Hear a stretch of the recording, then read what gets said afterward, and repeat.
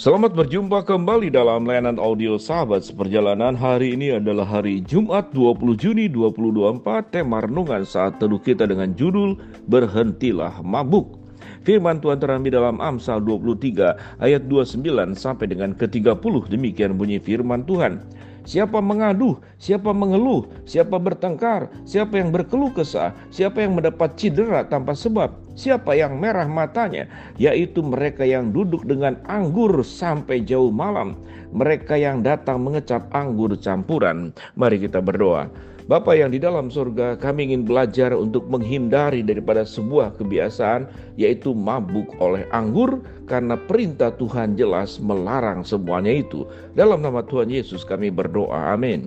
Shalom sahabat perjalanannya dikasih Tuhan. Kebiasaan mabuk oleh anggur itu sudah terjadi dari zaman terdahulu sampai saat sekarang. Itu adalah cara pelarian atau cara untuk menyelesaikan masalah dengan cara cepat, tetapi justru semakin memperburuk masalah yang ada. Ada banyak analisa mengapa orang kemudian menjadi mabuk oleh anggur. Pasti tatkala seseorang itu minum anggur, maka akan merasakan kenikmatan sesaat. Dia terhilang dari berbagai macam pikiran-pikiran negatif, seakan-akan melayang, masuk dalam pikiran halusinasi, berimajinasi tentang perkara-perkara indah, seakan-akan semuanya hidup merasakan ringan, terbebas dari masalah untuk sementara waktu.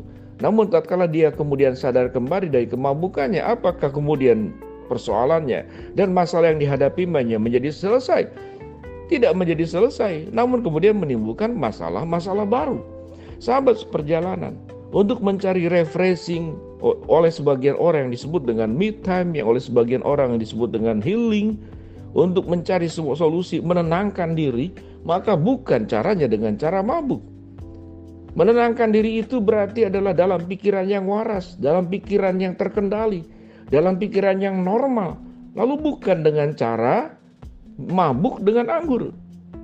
Sahabat seperjalanan, kata mabuk sendiri adalah sesuatu yang sudah keliru.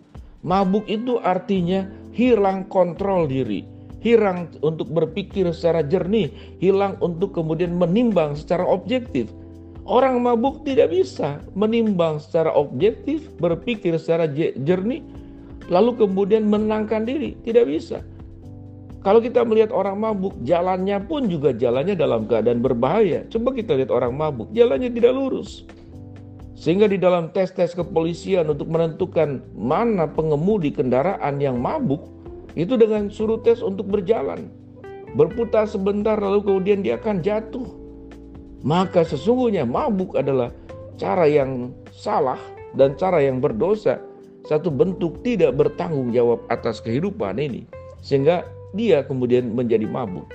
Firman Tuhan berkata dari bacaan tadi, orang yang mabuk itu padanya akan mengaduh. Orang yang mabuk itu akan mengeluh. Dan orang yang mabuk itu suka bertengkar. Dan orang yang mabuk itu menimbulkan cedera atau pertengkaran tanpa sebab. Siapa yang merah matanya?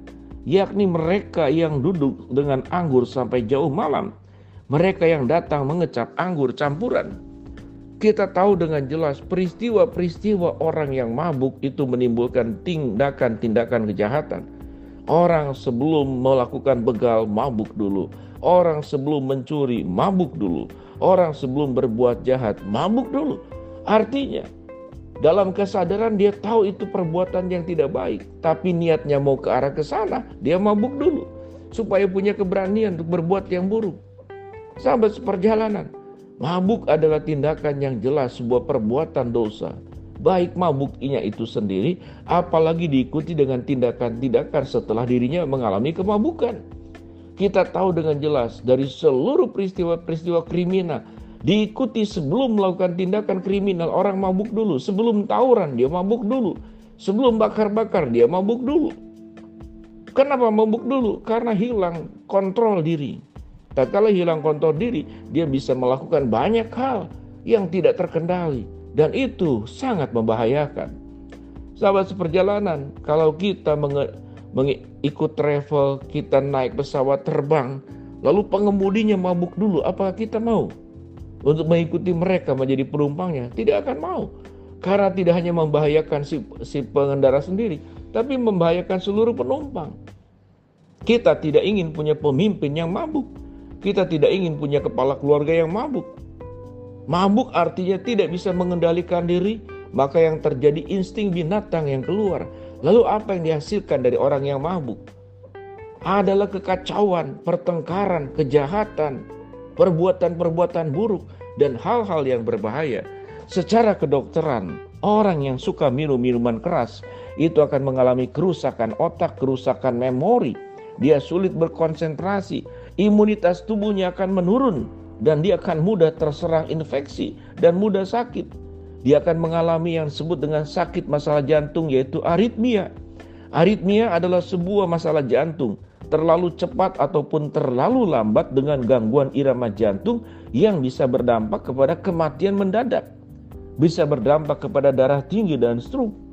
Artinya, mabuk adalah cara untuk merusak tubuh yang menjadi bait Roh Kudus, yang menjadi anugerah yang Tuhan berikan kepada setiap kita masing-masing untuk dipertanggungjawabkan. Tubuh yang Tuhan berikan kepada kita harus dipertanggungjawabkan, digunakan dengan baik untuk kebaikan diri sendiri, untuk kebaikan orang-orang yang terdekat, dan untuk kebaikan juga orang banyak. Karena Tuhan memanggil kita adalah untuk bisa memberkati setelah kita diberkati. Sahabat seperjalanan, menjadi orang yang bertanggung jawab akan menghindarkan diri dari kemabukan. Maka kita perlu berhati-hati, jangan memulainya. Karena kalau sesudah memulainya, terkadang kita sulit untuk bisa mundur. Dan kalau kita sudah terjerat, yang namanya jerat, masuknya mudah, keluarnya susah. Mari kita lihat dengan jerat-jerat binatang, masuk gampang, keluar tidak bisa. Terperangkap, terjebak di dalamnya. Kalau sudah jatuh ke lubang, tidak bisa kita naik kembali.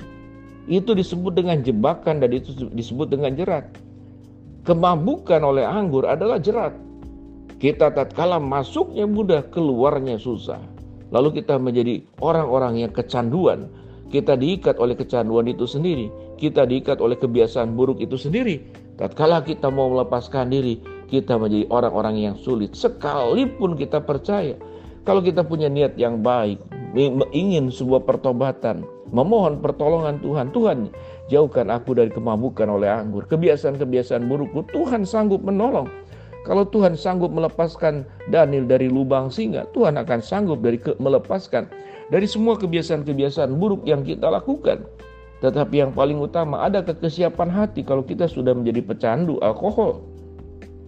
Siapkan hatimu, mintalah pertolongan Tuhan, punyalah tekad, kerjakan bagianmu, supaya kita menjadi orang-orang yang hidup dengan secara benar. Menjadi orang yang bertanggung jawab. Karena orang-orang mabuk tidak bisa diandalkan. Orang-orang mabuk tidak bisa dipercaya. Tetapi orang yang bisa mengontrol diri, bertanggung jawab atas hidupnya, mereka lah orang-orang yang bisa diandalkan. Mereka lah orang-orang yang bisa memberkati orang lain. Mereka menjadi orang-orang yang tidak membahayakan, tetapi justru memberikan ketenangan, kedamaian buat sekitarnya.